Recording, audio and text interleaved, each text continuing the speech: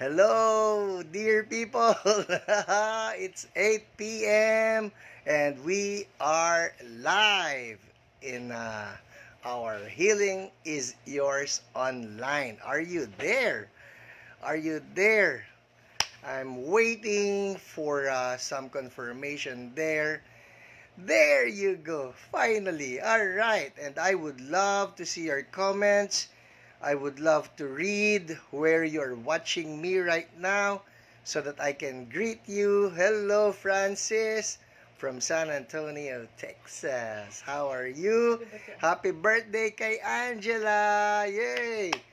Ang dakila na nurse na naglilingkod sa marami na mga may sakit diyan sa may Texas. Hello. Hello, Jerica Tongol. Good evening to you. And good evening to everybody. It's 8 p.m., people. And it's our, believe you me, it's our 18th week. Bali, this is our 19th show, including the Monday, the first trial run, yung tawag natin trial run. And this is our 19th show, 18th week, no? So, nakakatuwa lang si Lord. Bibilangin natin, we are now going into the 5th month of our ministry. Hello, Pastor Tenny from Italy. Buon. Nalalaman ko uli yan. Hello. Lay from Bulacan. Hello. Oh, greetings from Rome. Nasa Roma kayo ngayon. You're not in Cosenza. Alright? So, hello people. How are you doing? Hi to Makoy. Kumusta na si Makoy? Alright, kumusta yung mga ladybug? Hi to the people of Cavite. Hi to the people of Nueva Ecija. Hello. The people of Antipolo. People of Manila, of course. And Bonacera. There you go. Bonacera. Hi to the people of Cubao, Quezon City. Ang layo. Yun ang pinakamalayo na nakikinig sa akin. Maya-maya pagka nag-type pa yung nasa harapan ko, minsan bumabati po yung tagatandang Sora sa akin. So, hello people. Hi Christine from Pangasinan. How are you? Hello Ruby. Hello Sofia. Hallelujah. Alright. Hello Ana Marie Apolinario, Austria. Happy birthday sa'yo. Tama ba ako? Yeah. From Washington, D.C. Hi to the people of Davao. Hi to the people of the world. It's always a great joy to be coming to you live every Friday, 8 p.m. I have a question. Are you excited for Friday? Are you looking forward to Friday? Me, I'm looking forward to Friday. Hello, Brad Leo from Angono, UMC. Hi to the people of UMC, United Methodist Church. You know, I love the people of the United Methodist Church. For those of you who may not know my background, I'm actually 100% Methodist, no? My father, he comes from the Methodist Church. My mom, she comes from the Yemilif. That's the local version of the Methodist Church. At any rate, yun pong aking dugo. Yun ang dugong nananalaytay sa akin. You know, the Wesleyan heritage, the Wesleyan revival heritage of John Wesley. Yan ang dumadaloy sa akin. And I just love that godly heritage. So, hello to everybody. Okay. Hi, Arlene. Hello to you. Yes, God is indeed very good. Very good. Hello, Pastor J. Mendezona. Yan po, faithful natin yan na intercessor, faithful pastor. Hi, Celeste and Nicolas. How are you doing? You know what? It's been a long while, no? We've been under this quarantine since March. April, May, June, July, August. We are going into the 5th month. You know what? I just love doing this because through this ministry, we are able to just make a shout out for the entire world to hear. Hindi bida yang si COVID, ang bida ay si Jesus, no? Sabi nga ng Bible that at the name of Jesus, every knee shall bow in heaven, on earth, and under the earth, and that includes the knee of COVID. Kung meron man siyang knee, alam mo, luluhod pa rin yan kay Jesus. Every sickness will bow down. Hello, ano bang ibig sabihin ng TC? UMC. I know UMC, I don't know what TC is. So hello to you, Eric. Hi to the people of Pila, Laguna. Hello, people of CSB Agusan. Hi to your anointed pastor, Pastor Willie, no? Nakakatuwa yung gawain ng ating Panginoon dyan sa Agusan. Many people are just coming to the Lord. Hello, Pinky. Hello, batchmate Let Ferrer. How are you? And Pastor Don, there you are, our pastor in Washington, D.C. You know, we should be praying for Washington, D.C. We should be praying for the United States of America, that God will just cause a great, great revival in that nation. I've always said this, sa church po, lagi ko nasasabi to, what happens to America happens to the world. Kaya pagka nagkaroon ng revival sa Amerika, we can be sure magkakaroon ng revival sa buong mundo. And that is what we want. A turning back to God, no? We turn to God, we turn away from sin, and that will happen. That will happen. Hindi po ako nag-give up na, ay, wala, yung buong mundo, mag-a-apostasy na yan, mag-ahari na si Antichrist. That should not be our thinking. Why? Because Jesus said, upon this rock I will build my church, and the gates of Hades will not overcome it. Paalala lang po ito sa lahat ng mga Kristiyano, ha, regardless of what your denominational affiliation is. Don't give up on this world. Hindi, darating na si Antichrist, hala, lagot tayo, tatatakan tayo. No, don't give up on this world. Why? Because the promise of the Lord is, of the increase of His government, there shall be no end. Yun eh. Everybody say, increase. See, there's going to be an increase of the kingdom of Jesus. It continues to advance. It continues to advance. Hindi po tayo paurong. Tayo ay pa-advance. Amen? So, enough talk about this Antichrist. Enough talk na, hala, yan na yung COVID, lagot tayo. It's just like saying mas malakas ang COVID kaysa kay Jesus. And it's just like saying na mas malakas si Antichrist kaysa kay Jesus. Hindi. Everybody say, revival! That is what revival is all about. You know, study church history and study revival in church history. You will discover that whenever there is an upsurge in darkness, whenever there is an upsurge in wickedness, whenever there is an upsurge in sin, that is when revival is actually very ripe. Kumbaga, hinog na hinog sa revival. Parang ganito lang po yan eh. If I may use an illustration. Right now in California, meron yung wildfire na nangyayari. Ay, grabe po. We should be praying for California, by the way.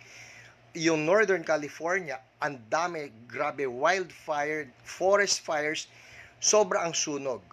Now, ano ang nangyayari? Bakit nagkakaroon ng ganitong grabing sunog? Simple pong sagot. Sobrang tuyo. Tuyong-tuyo. Yung mga dahon, tuyong-tuyo, and it's everywhere, of course. Now, putting it into a spiritual application, kung pangit yung wildfire, ito naman po in the spiritual yung katuyuan na yan, yung tuyong-tuyo, the spirituality of people, the moral depravity that we see, na yung mga tao, they're calling sin okay, alam niyo yan, and when you speak on holiness, yan ang hindi okay, that is tuyong-tuyo. But it is in the context of sobrang tuyo that the kingdom of God can actually come and bring about a mighty revival. Case in point, yun nangyari doon sa 1 Kings chapter 17 when Elijah confronted the Baal prophets, confronted King Ahab, and then the fire of God fell. Nung bumagsak yung apoy na yun, the whole country was just shouting, "The Lord, He is God! The Lord, He is God!" Ano nangyari doon? That's revival. Revival happens in the midst of darkness. Revival happens in the midst of wickedness. Kaya yung kinakaharap natin ngayon, I'm telling you, we are living in the most exciting of times. Exciting. Kasi habang dumadami yung wickedness, we should be praying and believing God, Lord, there's going to be a mighty revival. Ito lang pong healing ministry. Saan magte-thrive ang healing ministry? Saan malakas ang healing ministry? Simpleng sagot. Kung saan maraming may sakit. Diba? Kung saan maraming may sakit, doon malakas ang healing ministry. Kung walang may sakit, di walang healing ministry, diba? Pero dahil the grace of God abounds where sin abounds, doon po lumalakas ang kapangyarihan ni Lord. Gusto niyang ipakita sa buong mundo, siya ang panalo, siya ang tagumpay. So anyways, so excited to see you all again tonight. And tonight, I want you to know we have a great word from the Bible that I will be sharing with you later on. Pero sa ngayon po, may I just tell you this, no? If you want to bless your friends, if you want to bless the people around you, kung may kilala kayo na may sakit, why don't you tag them right now? Just tag them, no? Para sa ganun mapanood nila ito, and the Lord can touch them, and they can be encouraged as well, even as they watch this. Alright? So, hi to everybody. Hi to the Lord who is hosting this whole thing. Pati po ako, hino-host ako ni Lord. Amen? Okay, game. Let's move on. Ayoko maubusan ngayon ng time sa pag-share ko ng word, ha? And by the way, for those of you who have prayer requests, yes, this early, pwede na ninyo isulat yung mga prayer requests ninyo because our online prayer responders are taking note and they will be praying for you. Hello, Ace, my nephew in Mindanao. Nice of you to tune in. Alright, game. Pakinggan po natin ang ilan ng mga testimonies. Who's ready for the testimonies? Me. Excited ako sa mga testimonies na ito. Again, I want you to know that we are receiving so many good stories of God healing so many people, but I cannot really promise you na mababasa ko ang lahat ng mga testimonies ninyo dahil po, una, sa sobrang dami, hindi ko kayang basahin lahat. Pangalawa, we have limited time for this, kaya kung ano lang yung aking mababasa, yun lang yon. But, that does not mean that you should not write down your testimonies. Sulat pa rin ng mga testimonies because we are rejoicing with you. No, nakikirejoice po kami sa ginagawa ni Lord sa buhay ninyo. Okay, so let's start. Testimonies. Unahin natin lahat ng mga pinagaling ni Lord while we were having the live broadcast last week from 8 p.m. to 9 p.m. Ito po yung mga pinagaling ni Lord. Una ay si Casey. Nako, ito na naman ang sulat ko. Casey Suk de Guzman. Sana tama ha, pagkamali, sorry po. And I will read to you the testimony of Casey. I love this one. I love this testimony. Listen, mabe-bless po kayong lahat dito. Nakakatuwa ito. Ang testimony niya, ito, ang layo-layo na nilalakbay ng aking pag-scroll up. Alright? Ang sabi po nitong si Casey, listen. I love this one. Ang sabi niya, tama, Casey Suk de Guzman. Sabi niya, Miss Karen Ray prayed for my son. Si Karen Ray po would be one of our OPRs, no? Happy birthday, Karen! She will be celebrating her birthday this coming Sunday. Alright? So, Miss Karen Ray prayed for my son last week. my son was diagnosed to be in the autism spectrum. So, autistic po yung kanyang anak. This week, God put in our hearts to bring my son back to face-to-face therapy. With just one session, we've seen how he improved.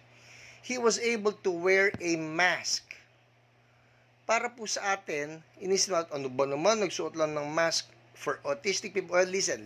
Sabi rito, he was able to wear a mask. It took us forever to teach him how to wear one. For others, it may seem so simple, but for kids in the spectrum, in the autism spectrum, it's definitely a challenge. But by God's grace, my 3-year-old boy can wear a face mask. Hallelujah.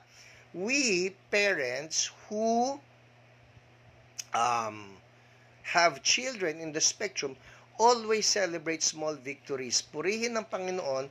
More to come in Jesus' name. Thank you for your ministry. Hallelujah. So we are rejoicing with you, Casey. We rejoice with what God is doing to your son, and we declare total restoration for him in Jesus' name. Amen. Totoo po ito ha. I was in Las Vegas and I got to pray for a boy with ADHD naman. Yung takbo lang siya ng takbo. Hindi mapakali. And the mom, she was somewhat distraught na parang, ano ba naman itong batang ito? But we declared God will touch her son, and I declare this, in Jesus' name, all things new. You know what? The following day, dinala po ng mommy niya itong bata sa kanyang schedule, no? Naka-schedule siya for his check-up, no? With his neurologist. At binigyan siya ng test yung bata. And you know what the neurologist said? I don't know what happened, sabi niya, but your son is normal. Your son is normal. Yun ang sabi nung neurologist niya. And ito pa, sabi nung neuro, and because I see him as normal, sabi niya ganyan, I'm going to certify him as eligible for regular school. Wow, that is God doing His miracles. Amen? Alright, let's move on ha.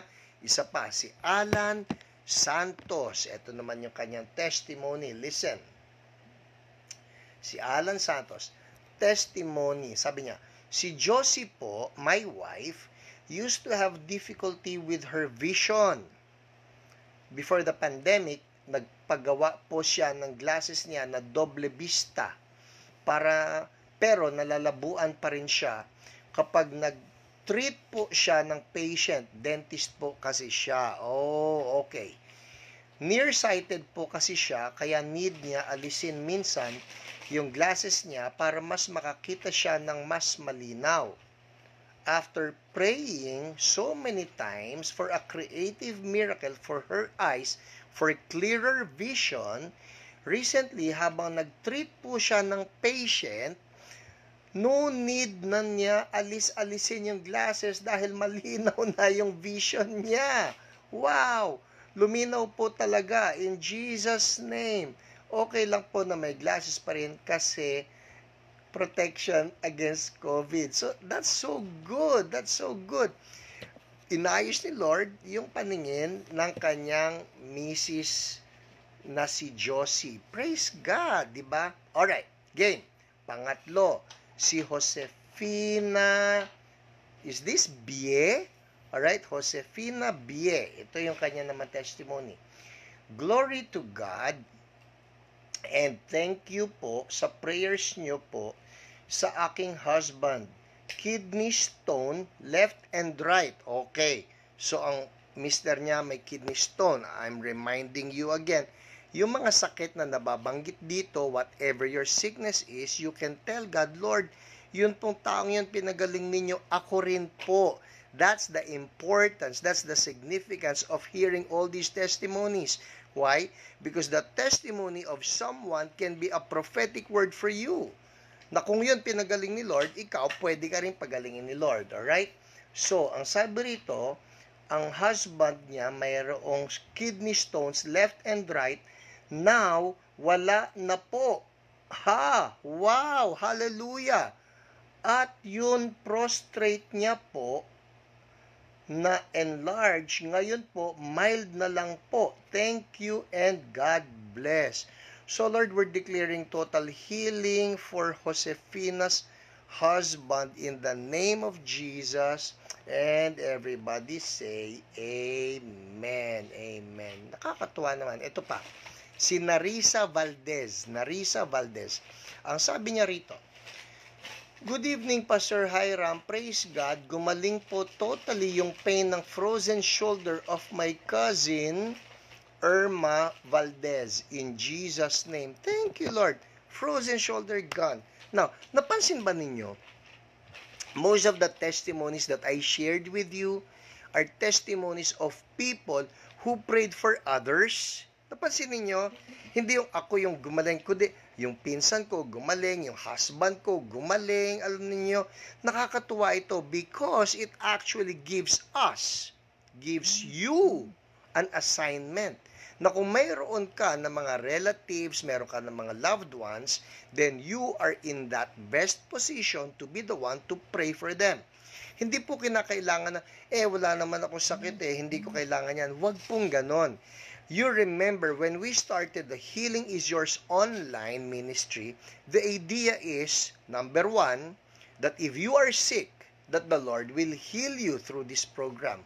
Pero may number two, that if you know of someone who is sick, that you will be the one who will be used by the Lord to heal the sick. Okay? Yun po yun. Hindi lang ito tayo ang pagalingin, kung hindi tayo ang gamitin ni Lord para magpagaling ng ibang tao. And, watch this it does not necessarily have to be me, it does not necessarily have to be our OPRs, yung online prayer responders, who should or who will pray for you. It can be you, yourself. Yes, you. Ikaw na nakikinig, gusto kang gamitin ni Lord sa healing ministry. Amen? Alright? Pwede mo ba sabihin yun, Lord, gamitin mo po ako sa healing ministry. In Jesus' name, Amen. You know, that's how I started. I got born again in 1985. Alright? But I did not really move in the ministry of healing until I would say around 2006. Ang tagal. 1985, 2006. Pastor, bakit ang tagal-tagal bago kayo nag-move sa healing? Kasi po itong problema. I thought only those who are big names. You know, the big names like Oral Roberts, big names like Benny Hinn, alam mo yun, big names, yung mga great evangelists, sila lang ang pwede mag-move sa healing. Until the Lord showed me, no, every believer can do it. So if you are a believer, who's a believer? Taas ang kamay, who's a believer? Yeah, if you are a believer, maski hindi ka pastor, if you believe in Jesus, Jesus wants to use you in the ministry of healing. Yes, totoo po ito sinasabi ko. In our church, if you come to our church, you will see this. Well, not yet. Quarantine tayo ngayon, sarado ang church.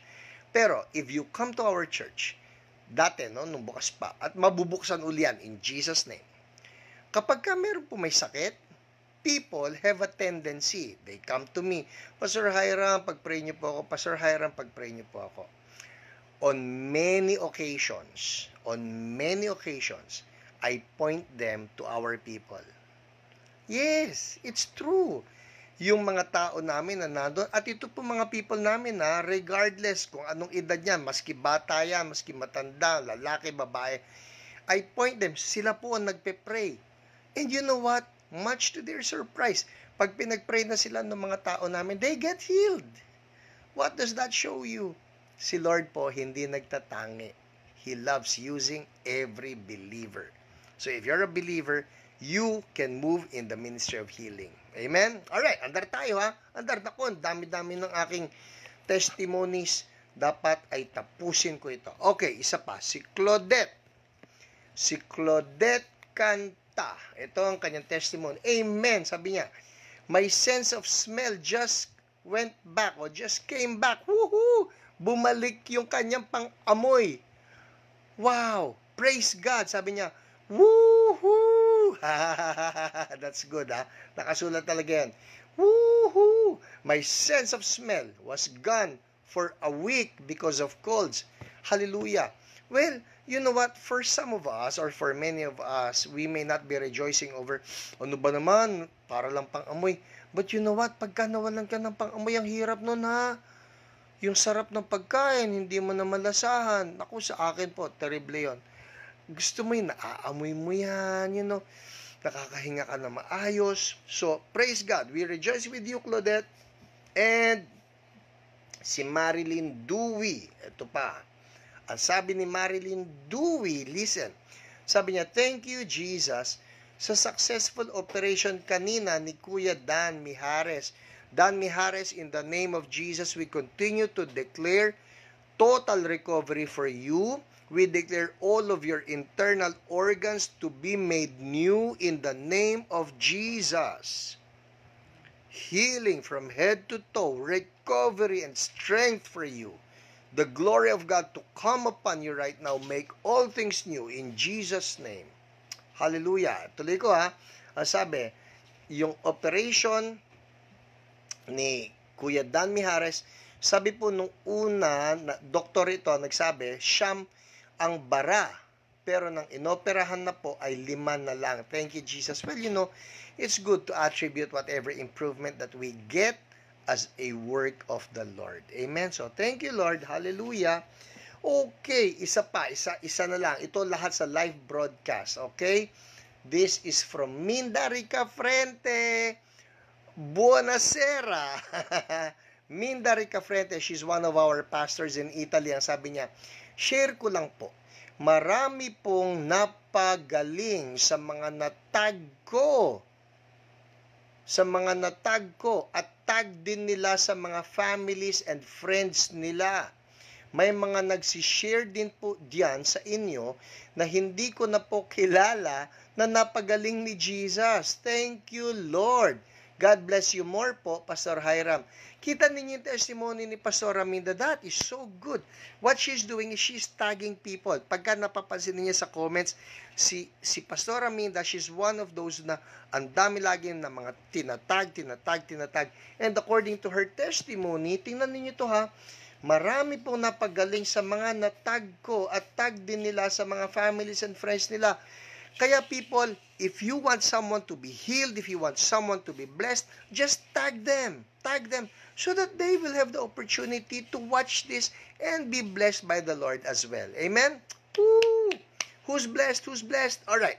Here now are some other testimonies from our OPRs, our online prayer responders. Pwede ba palakpakan naman natin yung mga OPRs natin? Yay! I'm telling you this, ha? Matatapos na ako ng 9 p.m., di ba? After 9 p.m., our OPRs, they will be so busy getting in touch with you. Pagka naglagay kayo ng mga prayer requests dyan, they will message you, they will pray for you, they will call you up kung kinakailangan because they love you. They are concerned. Mga volunteers lang po yan. They don't get anything from this, at least nothing financially, but the Lord blesses them. Kaya excited sila na, Pastor, gusto ko sumali dyan sa OPRs. That's why they are praying for you. Walang bayad yan, but they just love to pray. So, ito na yung mga testimonies ng ating mga OPRs. Alright? Listen. Unahin natin ito na naman tayo. Hay nako. Alam niyo, kawawa ang mga nagiging sekretarya ko. Ang tawag po sa sulat ko ay hieroglyphics. Hieroglyphics. Mahirap unawain. Okay. Let's start with chan. Is this Luwin? Kasi naman, anong sulat ito? Yun dapat yata ipag-pray sa akin, yung pagsusulat ko. I need healing in my handwriting. Okay, here. Listen. Ito ang testimony ni, oh, this is a good one. Lul. Ang layo naman ng Luwin. Ito ang tunay. Lulu. Si Lulu. Lulu Tanchan. Yan. Si Lulu Tanchan, ito po ang kanyang testimony. Frozen shoulder. Okay? Frozen shoulder level 7. Hands and fingers painful and numb each morning. Ang knuckles masakit. All the right side masakit. Kung tumayo, nahihirapan. Ang nagpray po sa kanya si Jen. Alright? After speaking to her condition, pinawisan. Pinawisan. Hindi alam kung mainit lang or what. Yun pong init na yon, that's the Holy Spirit touching your body. Kaya sa inyo, ngayon, right now, even as you're listening, and you feel a different kind of heat, no? At nawawala yung sakit ninyo, that's Holy Spirit touching you. So after speaking to her condition, pinawisan, lumuwag ang shoulder. Wow! Pain level went down to a 2. Kanina 7, ha? Went down to a 2 or 3 and maabot niya ang likod niya. Then no more pain. Yay! From 7 down to 3 to 2 to 0. Hands and fingers lumuwag and di na masakit ang knuckles. Lower back, no more pain and nakatayo na siya ng diretso. Hallelujah! Sabi niya, another captive free. Her message after the call, sabi po ni Jen, itong message ni Lulu. Maraming salamat po uli at kayo ang ginamit ni Lord upang ako ay ipanalangin. Na-stretch ko na po uli both arms. Yay! Matagal na di ko na po ito magawa. Isipin ninyo, no, for those of us who are not in pain, we cannot really appreciate how the Lord will touch someone. And just like that, yung ang tagal ko nang hindi nakakayuko, ang tagal ko hindi na itataas yung braso ko, ang tagal ko hindi na kunyari lang yung simpleng close open mo yung kamay mo. But if the Lord touches you just like that and you're able to do it, talagang hallelujah, Jesus. Kaya sinabi niya, matagal na, hindi ko na po ito magawa. Thank you, Lord. Talagang, thank you, Lord. Thank you, Lord, for the healing. Pagpalain niyo po lalo si Sister Jen and her family. That's good. Thank you po even for praying for us, no? Even for praying for the OPRs. We appreciate that, no? Of course, nandito kami para ipag-pray kayo, but we also appreciate that you pray for us. Amen? Alright. Pangalawa na testimony, ito, I love this one. Si Lucy. Basahin natin yung testimony ni Lucy Daita Garces. Alright? Lucy Daita Garces. Ang sabi po niya, Lucy said last week while watching HYI, Healing is Yours, she got healed from acid reflux and stomach pain. Lucy has chronic kidney disease since 20 years old. She had undergone transplant that didn't work, then on dialysis since 2012. Right now, she's having dialysis 3 times per week and has hypertension, back pain level 6, knee pain level 10 when walking. Oh, wow, that's painful, ha? Ito na. Ang nagpray po sa kanya, si Jen. Si Jen, masipag po ito, promise. After speaking to her condition, back pain is 0. Wow! Wow! Knee pain went down. Kanina, knee pain is 10, ha? Knee pain went down to a 5, and then 3, and then 0. She can bend her knees when, before di mabend sa sakit, she also feels stronger. Woohoo! Amazing and awesome si Jesus. That's so good. Thank you for that testimony. Here's another one. Si, ang dami-dami nito. Si Lala, ito naman. Si Lala Mejia. I think this is going to be the last one. Sorry po, ang dami kong gustong basa. But I really would.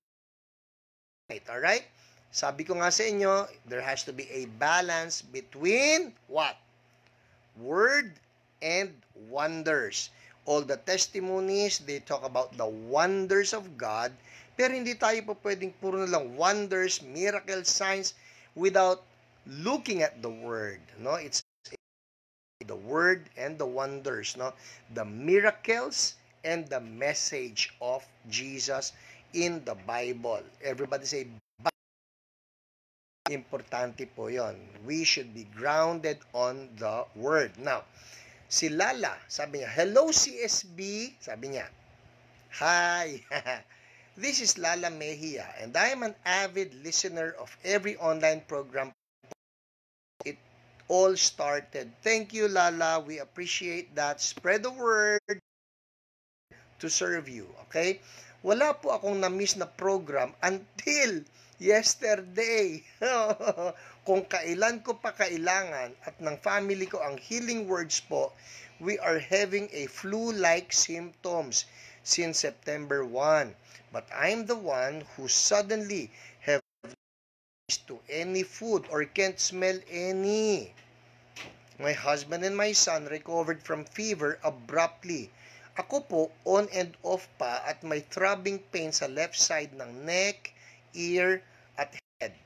Kaya buong maghapon din po akong nagtulog lang. For no known reason, listen ha, for no known reason, hindi naman nag-notif ang FB sa live ni Pastor Hiram for Healing is Yours. Unusual, kasi, sabi niya, unusual kasi lagi ako may notification. Kaya I manually search na lang po yung replay, then nakinig at sumabay ako. And ayun, nawala na yung throbbing pain ko at fever. Yay! Praise God! Ayoko pa sana po muna mag-message since sabi ko pa, papakiramdaman ko muna. Pero until ngayon, late afternoon na, okay na po ako. Yung panlasa ko na lang po, ang antayin ko ibalik ni Lord. Salamat sa ganitong program ninyo. It's really uplifting. Nakakataba ng puso na may mga willing mag-pray sa isa't isa. I consider myself as a prayer warrior na din ninyo. Thank you. Thank you so much, Lala. Importante sa amin yan. Yes, be a prayer warrior. Pray for us, like what I said earlier, no? Also pray for the OPRs, pray for me, pray for my family, pray for Church So Blessed. Sabi niya rito, salamat sa ganitong program ninyo. It's really uplifting. Nakakataba ng puso na may mga willing mag-pray sa isa't isa. I consider myself as a prayer warrior na din ninyo. Thanks and God bless po. To God be the glory and praise. Amen. Whew, all right. Well, you know what? I'll just skip some other testimonies. Pero gusto ko lang sabihin, highlight ko lang si Kay Reyes na heal, ang nagpray sa kanya si Nico na heal from back pain and headache. So we rejoice with you, Kay. Si Elsie Gabriel was also healed by the Lord. Ang nagpray sa kanya si Kuya Irvin. And God did the mighty work in her life. We praise God for your freedom. Hallelujah. Si Helen, yung bukol sa ilalim ng leeg niya and sore throat was also wonderfully, powerfully healed by the Lord. We rejoice with you all. Sa lahat sa inyo na pinagaling Lord. Nabasa ko man ang inyong testimony o hindi, we rejoice with you. Now, people, I just want to say this, hindi po porke hindi ko nabasa ang testimony ninyo sa online, no? Online, ay hindi ko ito nabasa. Ang totoo, as you're making comments, no? Pag nagko-comment kayo dyan, I read them. Immediately after this show, I will read them again. Kasi hindi ko na nababasa as it goes up, mabilis na umaakit yan. Hindi ko na nababasa and as I share the testimonies or as I share the word, hindi ko nababasa. So what I do, after the show, tsaka ko siya binabalikan. Yun po yun. So just keep on making prayer requests, write your prayer requests. Isulat niyo po lahat yan. We are praying for you. And if you have greetings, maski simple greeting lang ninyo, I appreciate that. I will be reading all those after the show tonight. Alright? So, who's ready for the word? Okay, let's start with the word. Ang babasahin ko naman ay Isaiah chapter 53, starting in verse 4 down to verse 6. Okay? I will be reading from the NIV. Okay, sabi rito, surely, this was written by the prophet Isaiah, Surely, he took up our pain and bore our suffering, yet we considered him punished by God, stricken by him, and afflicted.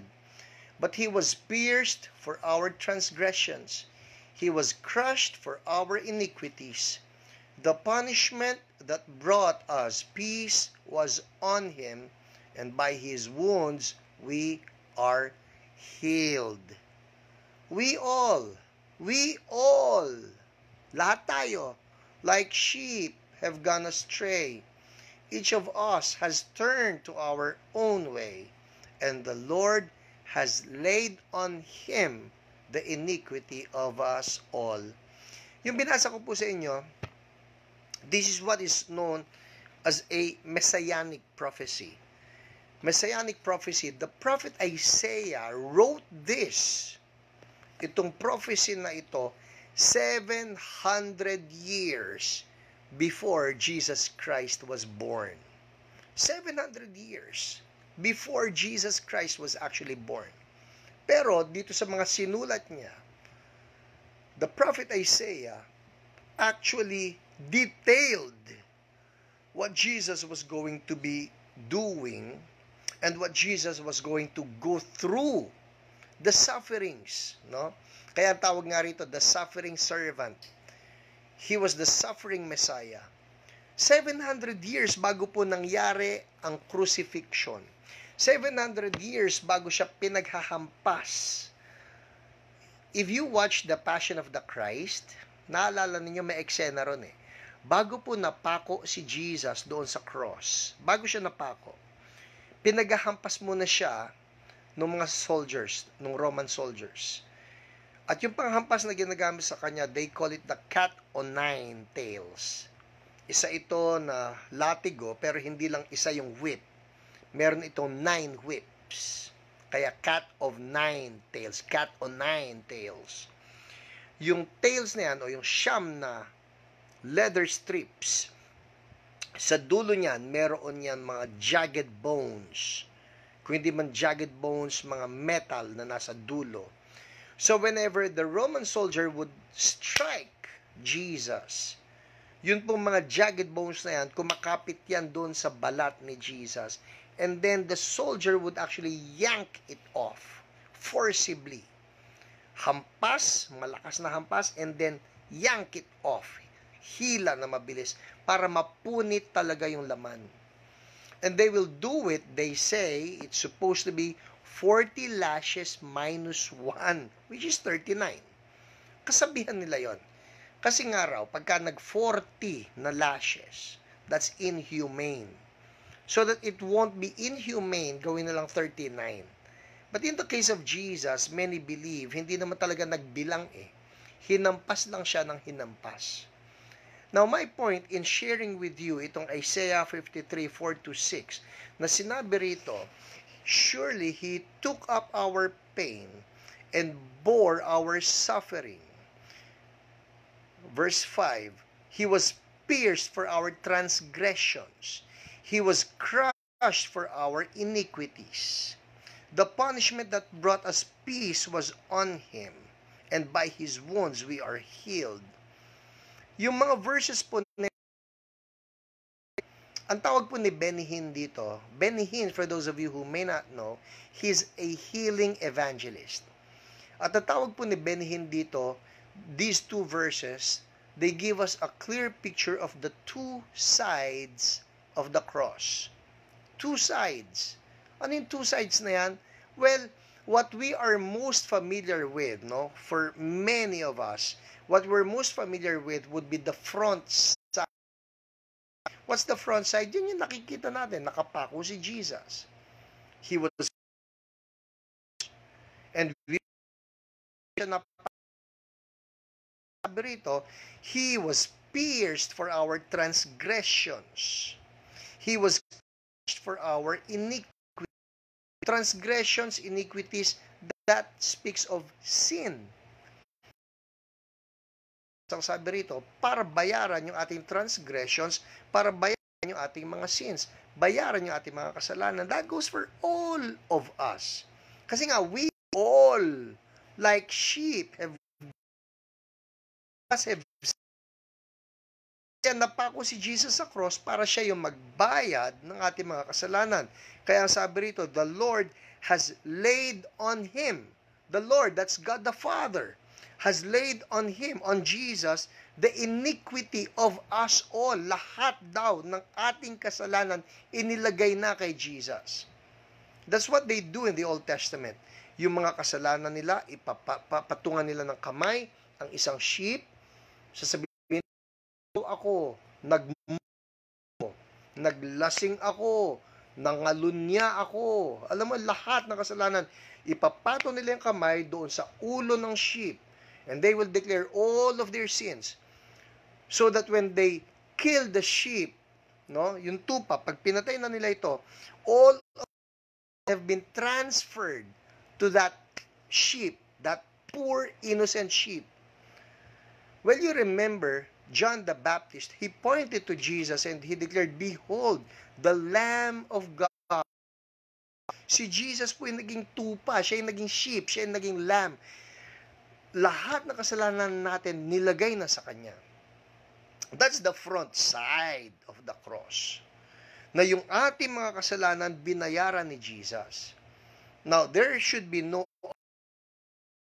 debate there. Everybody in the Christian world believes that Jesus has paid for our sins, all of our iniquities, transgressions, trespasses, call it what you may, wickedness, lahat ng ating kasalanan. That's the front side. But then again, there's the back side. At yun ang hindi natin na-emphasize. Hindi na-emphasize sa maraming churches. That's the backside. What's the backside? That Jesus was whipped. Pinaghahampas siya sa likod. Pinaglalatigo siya sa likod.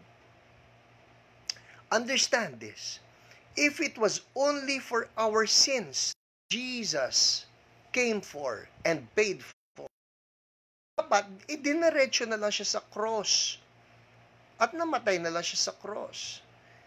Pero hindi lang yung pagpako sa kanya eh. Yung pas din sa likod. Ito po ang sagot. Verse 4, surely He took up our pain and bore our suffering. Yung pong salita na pain, the Greek word there is, the Hebrew word is hali, H-A-L-I-Y. It means malady. It means disease. It means grief. It means sickness. Sickness sa binayaran ni Jesus. Surely our pain. Pain is disease. Pain. What about, sabi rito, and bore our suffering. The Hebrew word for suffering is makob. Ano yung makob? It means affliction. Pain, sorrow. Ano yung sakit natin? That's pain. Kaya nga sakit eh. It's pain. It's a malady. Malungkot po kapag hinighlight natin na Jesus paid for our sins and yet we forget. Kasama sa binayaran ni Jesus yung sickness. Not just our sins, our sickness. That's what we contend for. Yan ang ating ipinaglalaban na si Jesus binayaran ang ating sakit. How does it happen? We just take it by faith. Parang hindi yan eh. If that Jesus actually washes our sins away, when we repent, na talagang hinugasan niya tayo sa ating mga kasalanan. Paano mo nalaman hinugasan yung mga kasalanan mo? Paano mo nalaman? Nakita mo ba talaga na yung kasalanan mo, yung umaalis? Talaga nahugasan tayo. Because of faith. By faith, we believe hinugasan tayo. Hindi ba? Nawala yung kasalanan natin. It's the same principle. How would you know if your sickness has been paid for? By faith. By faith. Yun lang ang puhunan natin dito. By faith, we believe yung sickness tinanggal ni Jesus in the name of Jesus. So tonight, we will claim the backside of the cross. Alright? The front side ng ating mga kasalanan, the backside, binayaran ang ating mga karamdaman ni Jesus. Amen? So tonight, we're going to pray sa lahat po ng mga nanonood ngayon na mayroon tayong mga sakit. We will remind that sickness binayaran,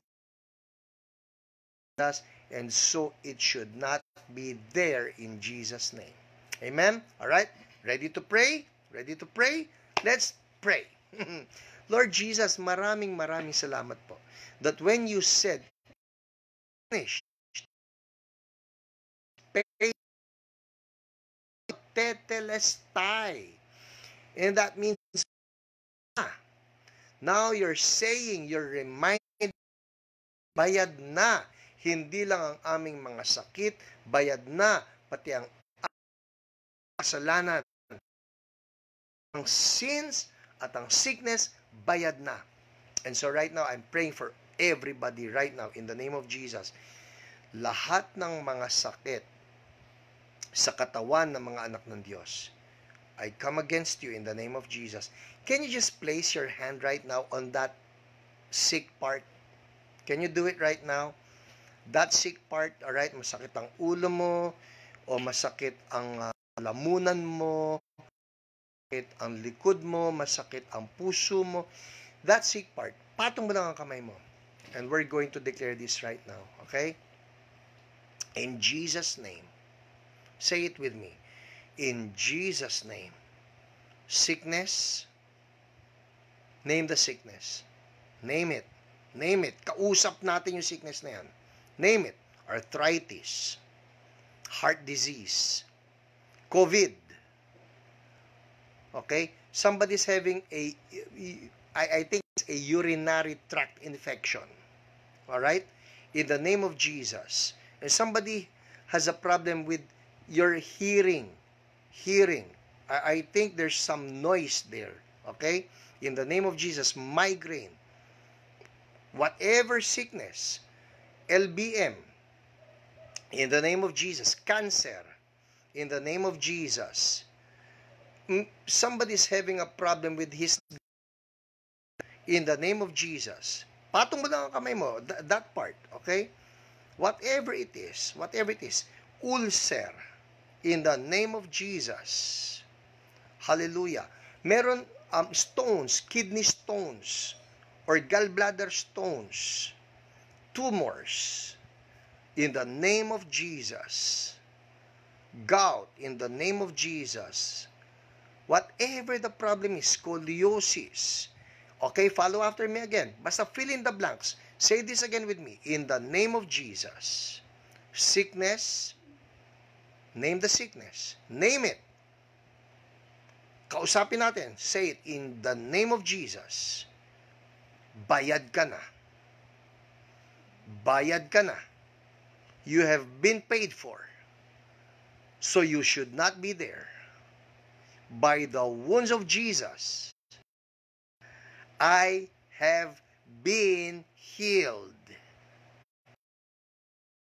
Jesus' name, I see somebody's digestive system clearing up. In Jesus' name. I see somebody's heart clearing up. In Jesus' name. Thank you, Lord. I see somebody's muscle problem clearing up in Jesus' name. Even the skin is clearing up in Jesus' name. pain is going away in the name of Jesus. Everybody say this again. In Jesus' name, bayad na ako ni Jesus. From head to toe, healing flows. Thank you, Lord. Woo! Thank you, Lord. In Jesus' name, amen. Amen. Now, check it out. Go ahead. Lalong-lalo na po doon sa mga yung katawan ninyo.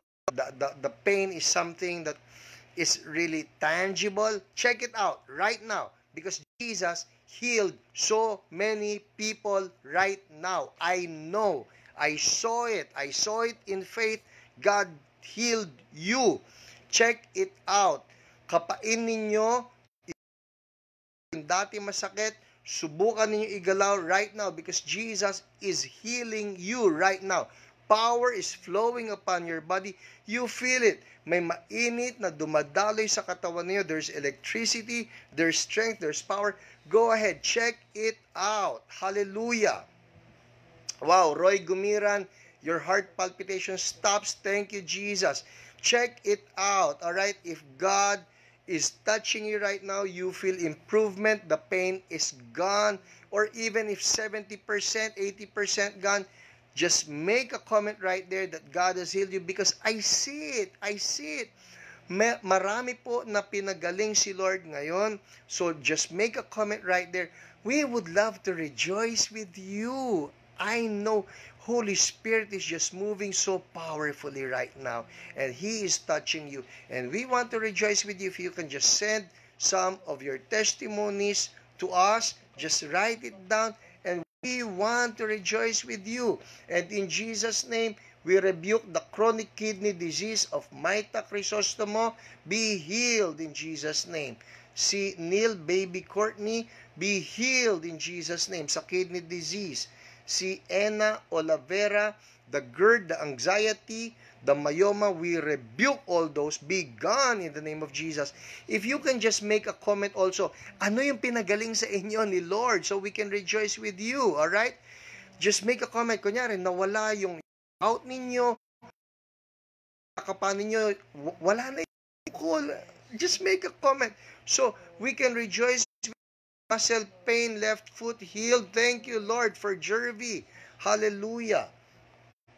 Allergy ni Catherine healed in the name of Jesus. Si Kelly, I saw that allergy comment. We rebuke, we speak healing in the name of Jesus. Thank you, Lord. Ao Morco, you receive healing sa gilid ng tiyan. Thank you, Lord. More, Lord, more. Holy Spirit, flow in the name of Jesus. For Annalyn Celorio, the diarrhea, we rebuke that in the name of Jesus. And Lord, we thank you because you never cease to amaze us. Oh, wow. Well, people, before I leave you, importante po ito. He heals our sicknesses. He heals our diseases. But even more importantly, the greatest miracle, salvation. For you watching tonight, if I'm going to ask you tonight, ikaw ba sigurado that you have eternal life? Ikaw ba sigurado that you're going to heaven? Kasi po, if not, tonight is the night of salvation. Simpleng-simple lang. Just like that thief on the cross, sabi ni Jesus, today, you will be with me in paradise. All people, eternal life. Paano, Pastor? Sumunod lang kayo sa akin. Short prayer lang ito. A short prayer of surrender to Jesus. Say this with me. Say, Lord Jesus, thank you. You love me. You died on the cross to pay for my sins and my sicknesses. Lord Jesus, I trust you. I surrender to you. Into my heart, Lord, be my from now on, I'm yours. Thank you. I'm now a child of God. Wow. People, Jesus has written your name in the book of life. So I your Bible. Start in the New Testament. Start with the Gospel of Mark. Maski one chapter a day. Get to know Jesus more. Amen? Wow, hallelujah. Thank you. Sam. Headache gone for Ruby. Thank you, Jesus. Ears here. Lome. And headache gone. Thank you, Jesus. We rejoice with you. Johnny Lynn, 70. The pain it gone. Wow. Thank you, Jesus. Hallelujah. Well, comments coming in. Oh, you feel better, the pain is gone, make a comment because we want to rejoice with you. And, of course, reminder again, sa mga nag-prayer request po, please check your message request folder. Dahil dyan po nagre-respond yung ating mga OPRs so that they can pray for you as well. Well, people, Jesus is good. He loves you with an everlasting love. Huwag kayong tumigil ng pagtiwala sa Kanya. Thank you, Lord. Lumiit na ang bukol sa breast ko from Delia. Thank you, Jesus. We rejoice with you, Delia. Wow, for all of these testimonies. Keep them coming, keep them coming. Maski nag-off na po ako, just send your praise reports right there because we want to rejoice with you. Well, people, our OPRs will be keeping in touch with you. OPRs, thank you so much. God bless you. God bless everyone. I'll see you Sunday. For those of you who want to worship with us online, that's Church So Blessed. God bless you. I'll see you again next week. Bye.